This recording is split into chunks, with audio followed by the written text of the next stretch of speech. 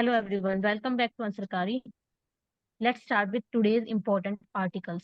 So first topic is regarding IPO, initial public offering, and what is IPO filing और क्या उसकी advantages होती है और ड्राफ्ट रेड हियरिंग प्रोस्पेक्टस क्या होता है. तो ये कुछ बेसिक कंसेप्ट्स है related to economy. We will deal with it. So firstly बोला गया है इनिशियल पब्लिक ऑफरिंग. तो नाम में ये कि इनिशियली जो दिया जाता है, जो नहीं कि प्री फाइलिंग के टाइम पे. Next is what is confidential IPO filing. तो कॉन्फिडेंशियल ये भी प्री फाइलिंग होती है, क्योंकि ऐसा बोला जाता है कि कोई भी डाटा चाहे वो किसी भी कंपनी का, वो पब्लिक नहीं कर दिया जाता एक बार, उसको पब्लिक नहीं कर सकते. तो उसके लिए साइन होता है कि जो पब्लिक के लिए विजिबल होगी उसमें लिमिटेड ही, तो उसके लिए रेडी किया जाता है ड्राफ्ट रेड हियरिंग प्रोस्पेक्टस. वो दिखाया जाता है. तो वो एक ऑप्शनल मैकेनिज्म होगी कि पूरा का पूरा ना बता के उसमें जो लिमिटेड है, जैसा कि अभी हम एग्जांपल में देख सकते हैं कि 2022 से ही ये स्टार्ट किया गया है और ये सेबी के अंडर आता है और इसमें स्विगी और इनको भी ये साइन करने, मतलब ये रेड हियरिंग प्रोस्पेक्टस लाया गया है, ये मैकेनिज्म यूज की गई है, ये हम देख सकते हैं यहाँ पे. सो draft red hearing prospectus is made available to the public. Here the pre-filing are confidential. DRHP incorporating the views of the regulator. तो किसके views है? Regulator की. Is made public later when the company actually decides the timing of this issue. तो यहाँ पे हम ये देख सकते हैं. अब नेक्स्ट है have Indian films taken this route. Yes, अभी रिसेंटली 2022 में फर्स्ट टाइम ये यूज किया गया है. तो टाटा प्ले ने इसको करा था. तो ये, तो इस टाइप का टर्म प्रीलिम्स में दे सकते हैं कि क्या हमारे पास कॉन्फिडेंशियल आईपीओ पेपर साइन करने का वो होता है. तो yes we have. Next is what are the advantages for companies. So four advantages है. फर्स्टली है प्रोटेक्टिंग द सेंसिटिव डाटा, कि सेंसिटिव डाटा को प्रोटेक्ट करने के लिए. दूसरा है safeguarding issuers interest in case of IPO is shelved. तो सेफ गार्डिंग करने के लिए, यानी कि जो इशू करा रहा है उसको, जो इशूअर्स है उनको उनको डिसाइड करना है कि आईपीओ फाइल होना चाहिए या फिर नहीं होना चाहिए, या फिर उसको कैंसिल कर दिया जाना चाहिए. तो वो सेफ गार्ड करता है इशूअर्स के इंटरेस्ट को. Next is enhanced due diligence, due diligence. So जब हम आईपीओ पेपर को साइन करने की बात करते हैं तो डेलिजेंस और डिस्कशंस होते हैं. तो ये पावर होती है रेगुलेटरी अथॉरिटी के पास. तो किस इंफॉर्मेशन को पब्लिक करना है, तो इससे डेलिजेंस एनहांस होती है, ये हम बोल सकते हैं. Next is compliance preparation. तो जब हम कॉन्फिडेंशियल फाइलिंग प्रोवाइड करते हैं तो कुछ एडिशनल टाइम में इंश्योर करना पड़ता है फुल कंप्लायंस, ताकि ट्रस्ट बने. तो मिनिमम टू मिनिमम जो इसमें दिया हुआ है, promoter contributor of 20% of the post issue paid up capital, giving companies the opportunity to make necessary arrangement and adjustment. So next is such a practice available globally? So countries such as US, UK, Canada have practice prior to filing. तो ये और countries में भी हो सकता है, ये हम देख सकते हैं. Divya, you can add up if you want.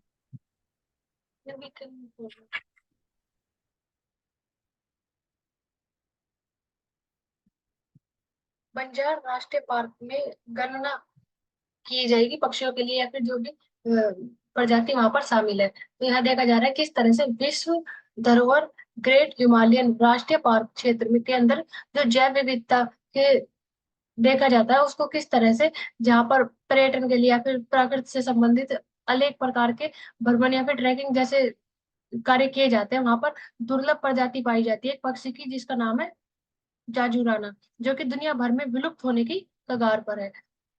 जब राष्ट्रीय पार्क समशी की बात करते हैं तो वन मंडल में यहाँ पर देखने के लिए मिलता है किस तरह से हर साल प्रबंधन के माध्यम से इस पक्षी के बारे इसकी गणना की जाती है हर साल कि कितने पक्षी देखने के लिए बचे हैं. अलग अलग इस बार अलग अलग नेशनल पार्क से जो भी वहां पर कर्मचारी होते हैं उनको बुलाया गया ताकि इसकी गणना की जा सके और ये पता लगाया जा सके कि हिमाचल में कितने जाजूराना पक्षी की संख्या बची है. राष्ट्रीय पार्क साइरोपा के वन प्रशिक्षण के रेंज के अंदर पाई जाती जाजूराना पक्षी की गणना.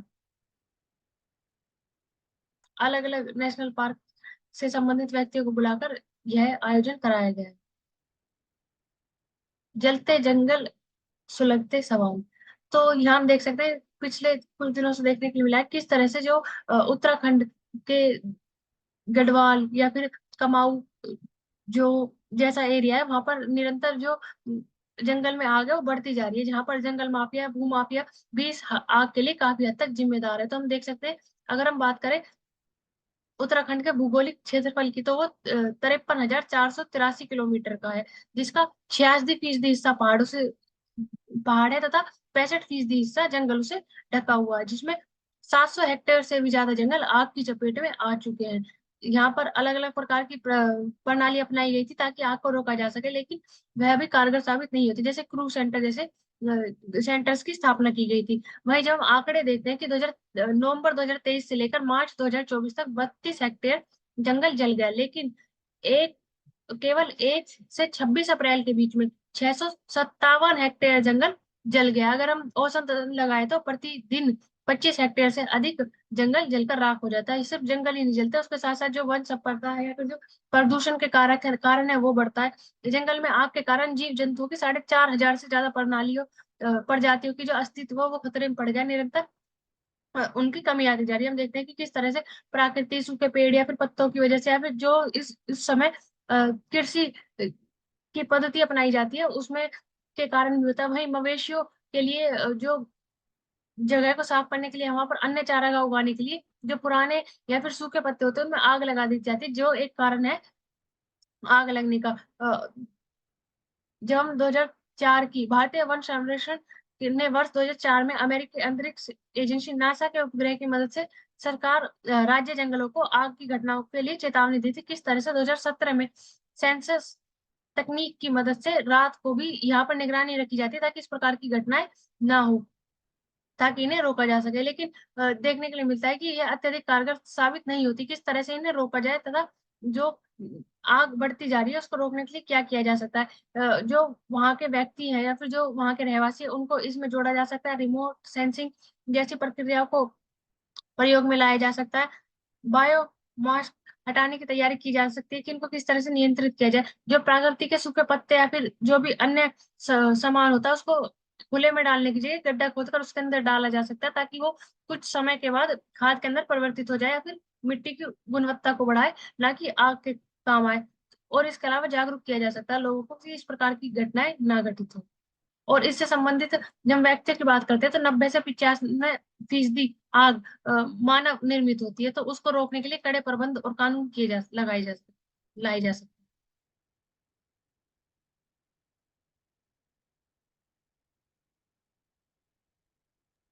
तो इसमें सिर्फ एक इसी में ही फॉरेस्ट फायर में हम एक पॉइंट ऐड कर सकते हैं कि कैसे इस चीज को अभी डील किया गया।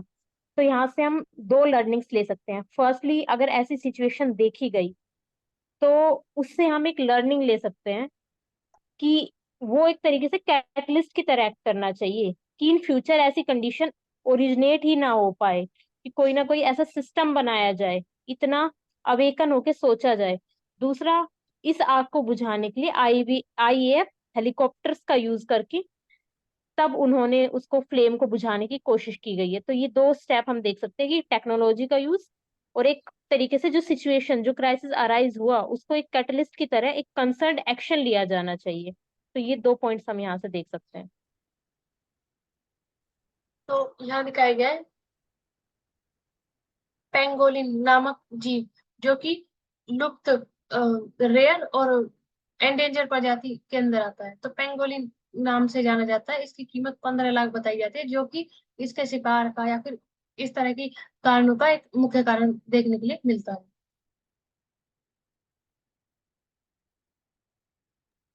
Next is Sunita Williams to set to fly into space for the third time today. तो इसमें हम देख सकते हैं कि जो सुनीता विलियम्स है वो इंडियन ओरिजिन एस्ट्रोनॉट है इन अमेरिका। तो अभी थर्ड टाइम वो स्पेस में जाने वाली है। For general awareness we can know about it. So it is a pilot project aboard Boeing Starliner spacecraft in its first crewed test flight, यानी कि टेस्ट किया जा रहा है उसके अंदर वो जा रही है। तो अगर ये पॉसिबल हो जाता है तो वो एक ऐसा सेकंड प्राइवेट फिर्म बन जाएगा to provide crew transport to and fro from ISS alongside Elon Musk SpaceX. तो ये एक पॉजिटिव इम्पैक्ट होगा अगर ये सक्सेसफुल हो जाता है। तो अभी सिर्फ टेस्ट फ्लाइट की जा रही है, तो हम यहाँ पे जनरल यही देख सकते हैं।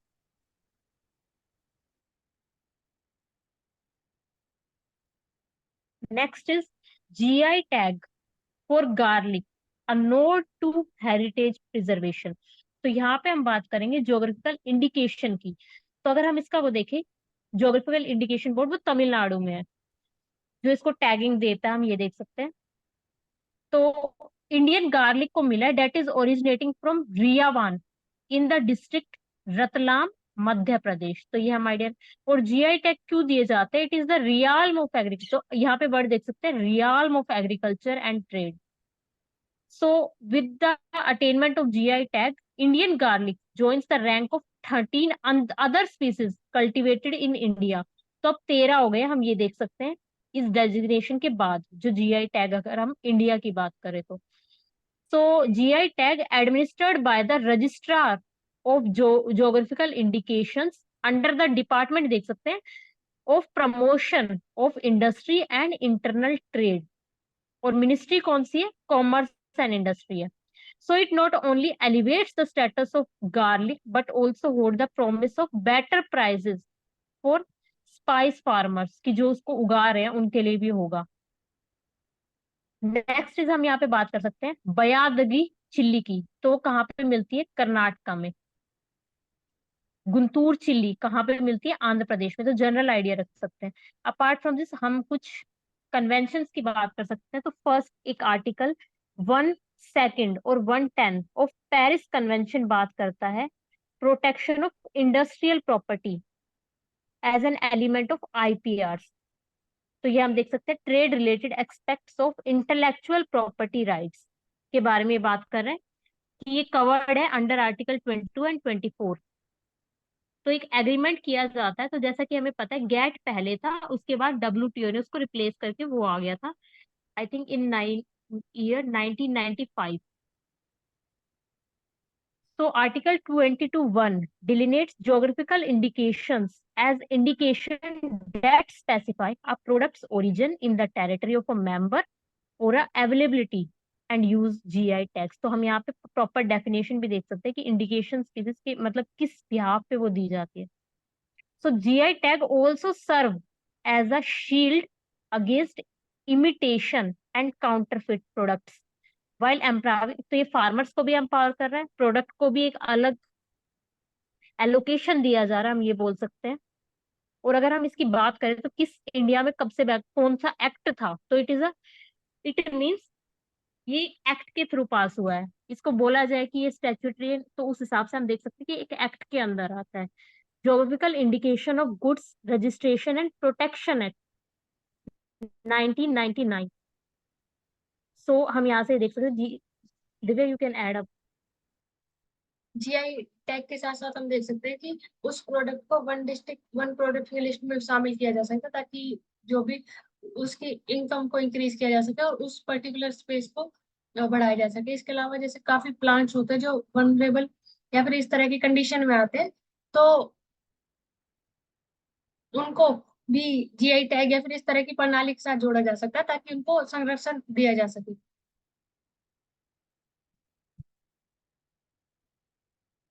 यहाँ हम देखने को मिलता है किस तरह से जो मादक पदार्थ है उनकी अवैध तरीके से भारत के अंदर लाने की प्रक्रिया बहुत बढ़ती जा रही है। किस तरह से इन इकाइयों को गिरफ्तार करने के लिए या फिर जो अन्य गिरोह के लिए एनसीबी स्वास्थ्य नियंत्रण ब्यूरो या फिर जो आतंकवादी निरोधक दस्ते हैं उनके माध्यम से इनको पकड़ा जाता है। देखते हैं कि गुजरात और राजस्थान के बीच में 300 किलोग्राम मादक पदार्थ जब्त किया गया और उसके साथ साथ 7 लोगों को गिरफ्तार किया गया। 19 किलोग्राम मैफेड्रोन या माऊ माऊ, जिसे पाउडर और तरल दोनों रूप में जाना जाता है, तो मिला है। इसके अलावा 50 किलोग्राम एफेड्रीन और 200 लीटर एसीटोन बरामद हुआ है। तो ये सभी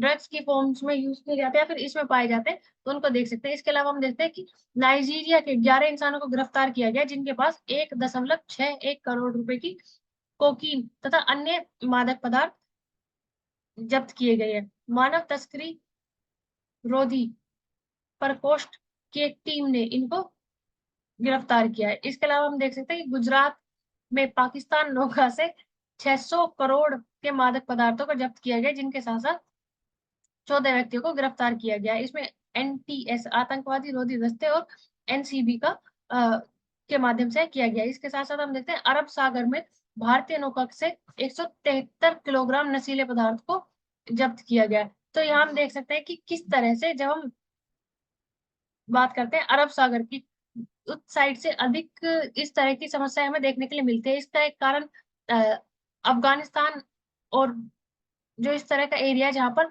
अफीम की या फिर जो ड्रग्स एंड की खेती अधिक की जाती है, तो वो कारण हो सकता है जिसकी वजह से अधिक अवैध पदार्थ यहाँ देखने के लिए मिलते हैं। इसके अलावा जब हम कंपनीज की बात करते हैं कि कौन कौन से इससे संबंधित है, तो हम बात कर सकते हैं एनसीबी की, एनटीएस की और मानव तस्करी रोधी प्रकोष्ठ के माध्यम से। आंचल, आपको ऐड करना है इसमें, आप कर सकते हो। एनटीबीसी, एनटीएस नेशनल टेररिस्ट आतंकवादी निरोध दस्ते।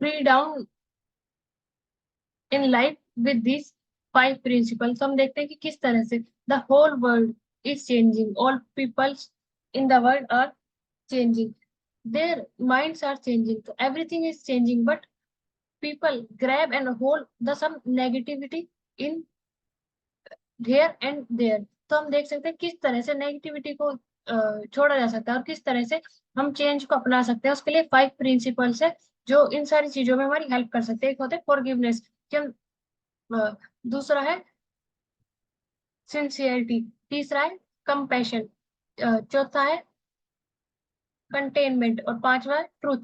इन 5 प्रिंसिपल्स की वजह से हम फ्री डाउन कर सकते हैं खुद को, अपनी लाइफ में आगे बढ़ सकते हैं और किस तरह से नेगेटिविटी को छोड़कर पॉजिटिव पॉइंट्स की तरफ सोच सकते हैं। चीन में पाकिस्तान अ, चीन ने पाक के लिए निर्मित 8 पनडुब्बियों में से पहली जलावरण किया। तो यहाँ देख सकते हैं आधुनिक पनडुब्बियां उपलब्ध कराने के समझौते के लिए हैंगर श्रेणी की 8 पनडुब्बियों में पहला दे दी गई है। तो किस तरह से वुचांग शिपयार्ड इंडस्ट्री ग्रुप के माध्यम से इसको बनाया गया। इसके लिए TOT समझौते की तरह तहत KSW Karachi shipyard and engineering works में इसके माध्यम से किया जाएगा। तो हैंगर श्रेणी की पनडुब्बियां है और चीन के माध्यम से पाकिस्तान को दी गई है, वाचुंग शिपयार्ड इंडस्ट्री ग्रुप के माध्यम से।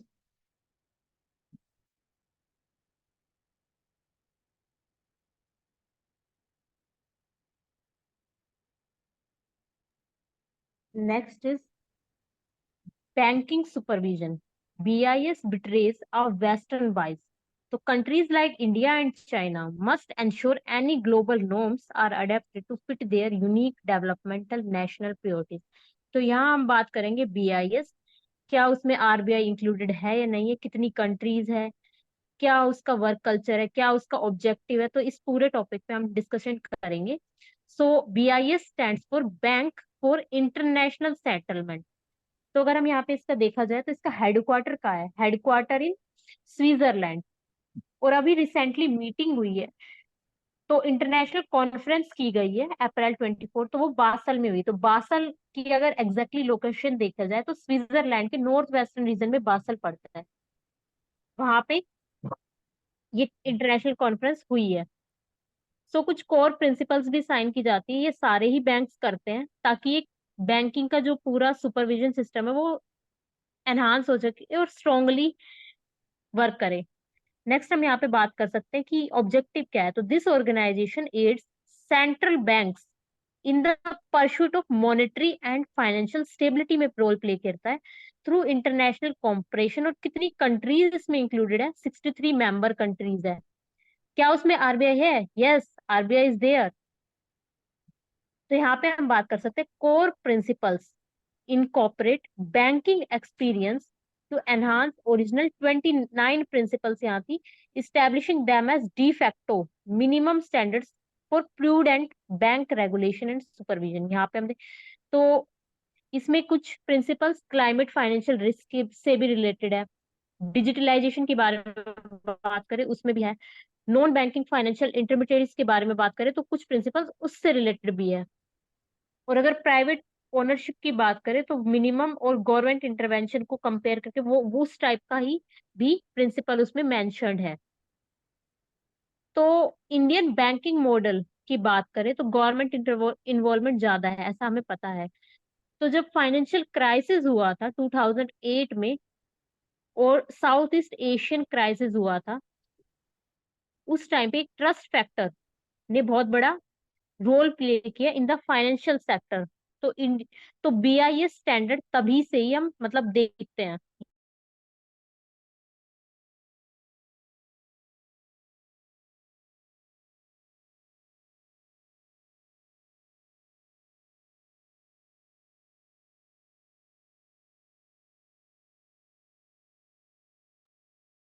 ये सबसे जैसा कि इंडिया और चाइना का देखने को मिलता है, यहाँ पे एग्जांपल दिया हुआ है। सो इसका इंसेप्शन कब हुआ था? 1930 में हुआ था।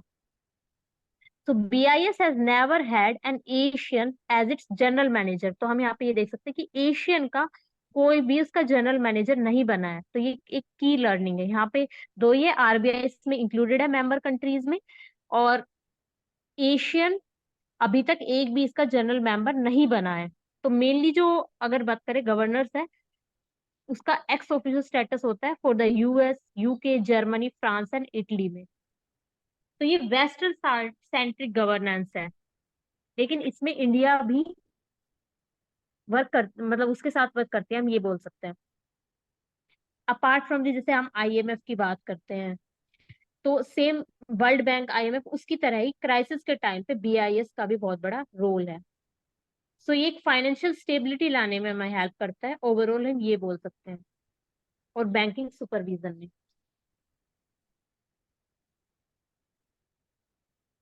दलित उद्यमियों को कारोबारी गुण गुण सिखाने की पहल। तो हम देख सकते हैं किस तरह से एनजीओ के माध्यम से भारतीय युवा शक्ति ट्रस्ट और उद्योग मंडल Dalit Indian chamber of commerce and industry ने दलितों की अगुवाई करने के लिए लघु और मझले उद्योग यानी जब एमएसएमई की बात करते हैं तो उनके लिए प्रशिक्षण और परामर्श देने के लिए समझौता तैयार किया है, जिसके माध्यम से जिसमें उन्होंने अपने पहला लक्ष्य रखा है कि 5,000 दलित उद्यमियों को रोजगार सृजन करने के लिए उनकी मदद करेंगे। किस तरह से देखने के लिए मिलता है कि 1,000 दलित युवा उद्यमियों को परामर्श प्रदान किया गया है, जिसके माध्यम से उन्होंने अपनी परियोजना तैयार की ग्राहकों के संबंध में, या फिर किस तरह से बिक्री या फिर जो स्किल होते हैं किस तरह से उन्हें उन चीजों के साथ जोड़ा जाए या किस तरह के परामर्श दिए जाए, उन सभी के बारे में इन युवाओं को समझाया जाएगा और प्रशिक्षण दिया जाएगा ताकि वे अपने स्टार्टअप स्टार्ट कर सके या फिर रोजगार उत्पन्न करने की प्रक्रिया में शामिल हो सके। जब हम उद्यमी दलितों की बात करते हैं तो आर्थिक रूप से सशक्त बनाने के लिए रोजगार सृजन करने के लिए वह उनकी मदद की जाएगी, जिसमें 20% दलित महिलाएं होंगी। तो हम देख सकते हैं कि पुरुषों के साथ साथ महिलाओं के लिए भी 20% प्रतिशत रखा गया है कि किस तरह से उनके नेतृत्व में भी लघु और जो मझले उद्योग है उनको ऋण सहायता प्रदान की जाएगी, प्रशिक्षण दिया जाएगा, निःशुल्क प्रशिक्षण कार्यक्रम, एंटरप्रेन्योर ऑनलाइन लर्निंग के माध्यम से उन्हें इन चीजों के साथ जोड़ा जाएगा, ताकि जब हम प्रति व्यक्ति औसत 4 लाख तक का ऋण प्रदान किया जाएगा, जिसमें 250 युवाओं को कर्ज व्यवस्था या फिर परामर्श किस तरह से उन्हें लोन लेना है, या फिर किस तरह के कार्यों के साथ उन्हें कितने इंटरेस्ट पेमेंट के साथ लोन देना चाहिए, कौन से लेने चाहिए, उन सभी के बारे में उन्हें समझाया जाएगा। पूंजी संसाधनों तक सीमित पहुंच, परामर्श के कम पता न चलना, और जिसकी वजह से वह अत्यधिक बाधक कारण बनता है। तो हम देख सकते हैं कि किस तरह से जब हम बात करते हैं स्कूल लेवल पर या कॉलेज लेवल पर, यह बताना चाहिए, या फिर जो करियर काउंसलिंग की बात की जाती है तो उनके बारे में प्रमोट किया जा सकता है कि कई बार चीजों के बारे में अधिक पता ना होने की वजह से स्टार्टअप या फिर अन्य जो भी कार्य शुरू किए जाने चाहिए वह नहीं हो पाते, तो उनमें बढ़ोतरी मिलेगी। तो इस तरह से महिलाओं की भी उनके साथ साथ जो स्टार्टअप है इन चीजों को स्टार्ट करने में बढ़ोतरी होगी। Next is implication of wealth redistribution, a critical examination in the context of Indian economy. तो firstly हम ये देख सकते हैं कि what is wealth redistribution? So it is a practice of transferring resources from affluent to less privileged through taxation और social welfare schemes. लेकिन कहीं ना कहीं रोल प्ले करता है in addressing income equality, social justice और नेगेटिव इफेक्ट्स को रोकने के लिए in the India economic growth. But कुछ ना कुछ इसकी इम्प्लीकेशंस भी है, तो हम उसी से इसको थोड़ा क्रिटिकल वे में देखेंगे कि क्यों वेल्थ रीडिस्ट्रीब्यूशन की जब हम बात करें तो उसका कुछ इम्प्लीकेशंस है। तो फर्स्टली अगर बात करें तो फर्स्टली जो इम्पैक्ट होता है वो होता है इंसेंटिव पे।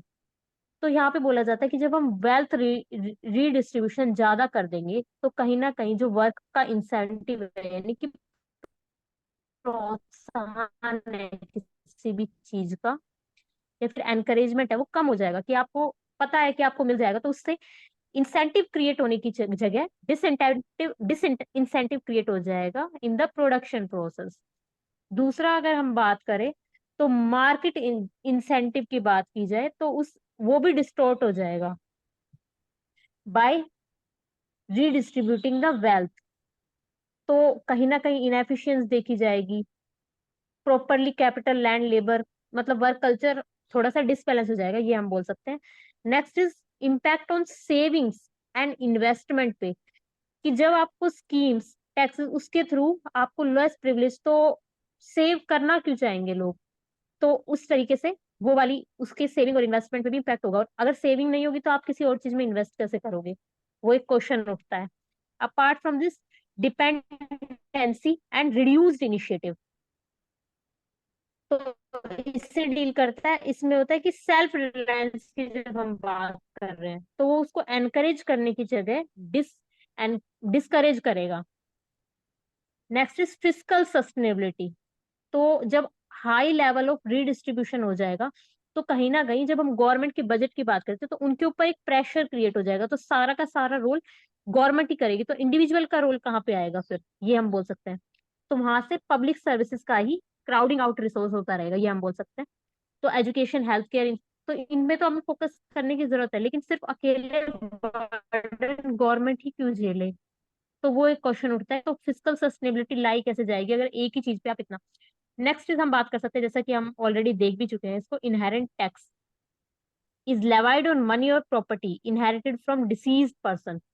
तो in India estate duty act of 1953 which impose taxes on estates was repealed, यानी कि हटा दिया गया है। तो ये हम ऑलरेडी कवर कर चुके हैं, क्योंकि और रिमूव करने का कारण क्या था कि जो एस्टेट ड्यूटी रेट है वो 85% हाई हो गया था, इतनी लेवल तक पहुंच गया था इस वजह से।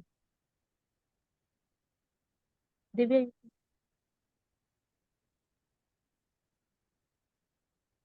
6 देशों को 99,150 टन प्याज निर्यात करने की अनुमति दी गई। तो हम देखते हैं कि इन्फ्लेशन को कंट्रोल करने के लिए, या फिर जब हम किसी भी वस्तु के ऊपर उसके प्राइस को बहुत अधिक बढ़ता हुआ देखते हैं, तो उसके निर्यात पर या फिर कुछ चीजों पर प्रतिबंध लगा दिया जाता है, या उपभोक्ता मामलों को या फिर जो प्रोड्यूसर है उसके हितों को ध्यान में रखते हुए यहाँ देखा गया है कि 6 देशों को, Bangladesh, UAE, Bhutan, Bahrain, Mauritius और श्रीलंका को प्याज निर्यात करने की अनुमति दे दी गई है। इसी के साथ जब हम बात करते हैं इन देशों को, प्याज निर्यात करने वाली एजेंसी राष्ट्रीय सहकारी निर्यात लिमिटेड है, जिसने ई प्लेटफॉर्म के जरिए इनको मांग को पूर्ति की गई है। जब हम बात करते हैं देश में सबसे ज्यादा प्याज कहाँ उत्पन्न की जाती है, तो महाराष्ट्र देश में सबसे बड़ा प्याज उत्पादक है होने के नाते निर्यात प्याज का प्रमुख आकर्षण या फिर पूर्ण करने वाला राज्य है। जो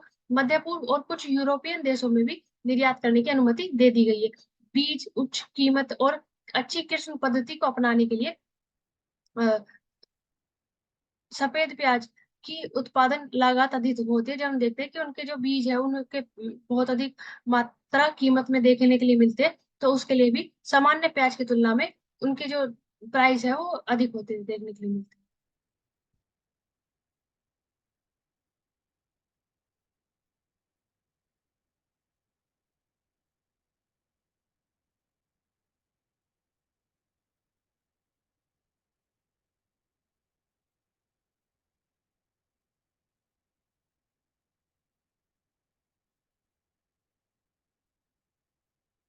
हाँ चल। Yes, inspirational female saint of 12th century Karnataka. तो यहाँ पे हम मेडिवल वुमेन सेंट्स की बात करेंगे, तो फर्स्टली हम देख सकते हैं अक्का महादेवी, और उसके बाद हम मीराबाई जो कि 16th सेंचुरी में थी, और अक्का Mahadevi of Karnataka 12th century में थे, हम ये देख सकते हैं। और लाल देद ऑफ कश्मीर, ये सारे के सारे हम ये देख सकते हैं कि मेडिवल इंडियन के सेंट्स हैं जो कि 14th सेंचुरी से थे। तो यहाँ पे हम बात करेंगे स्पेसिफिकली अक्का महादेवी ऑफ कर्नाटका की, वो कैसे इंस्पिरेशनल थी। तो अगर बात करें कि वाई शी वॉज फेमस, तो उनको बोला जाता है कि she was the first female poet in Karnataka. और उन्होंने उसके उनके बारे में ये भी बोला जाता है कि उन्होंने दिगंबर और skyclad sect of naked Jainism ascetics and wore her long hair, तो उन्होंने उसको फॉलो करा था। नेक्स्ट एक इनका कंसेप्ट है पूरा, चिन्ना माल करुजुना। तो ये एक emotional erotic transparent to lord Shiva, कि कैसे आप चेंज हो गए, मतलब उन्होंने ऐसा, ये एक थ्योरी है कि भाई वो कन्वर्ट हो गई शिवा में, कैसे कन्वर्ट हो गई। तो उनके कंसेप्ट का नाम है कि पुरानी शिवा से वो एक फॉर्मलेस डिवाइन कैसे बन गई, एक सोल की तरह कैसे क्रिएट हो गई। And she also sought to join community Veer Shaivas who were new and radically democratic group of Shaivas in that region. तो Akka way to their gathering at a place called, उनको क्या बोला गया, कल्याणा। तो ये हम मेडिवेल इंडिया का है, तो इसलिए हम कुछ टर्म्स देख सकते हैं, कल्याणा। तो और स्पेसिफिकली भी बोला जाए, जैसा कि पिक्चर में दिख रहा है कि कहाँ से, कौन से डिस्ट्रिक्ट से, तो शिवमोगा डिस्ट्रिक्ट से ये बिलोंग करती थी। So that's it from this topic.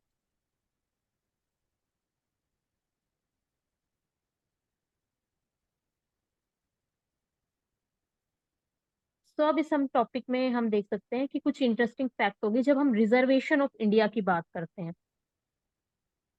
तो हम यहाँ पे देख सकते हैं कि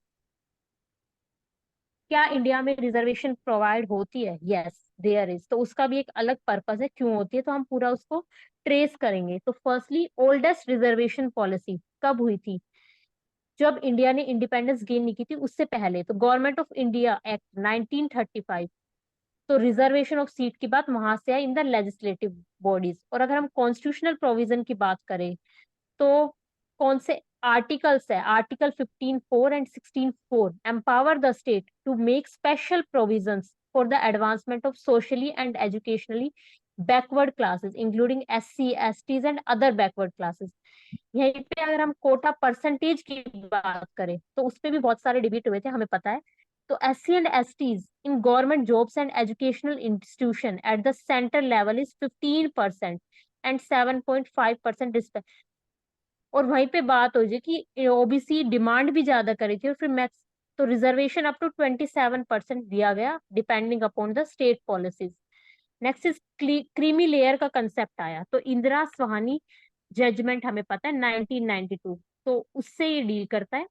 it refers to relatively affluent और सोशली एडवांस्ड मेंबर्स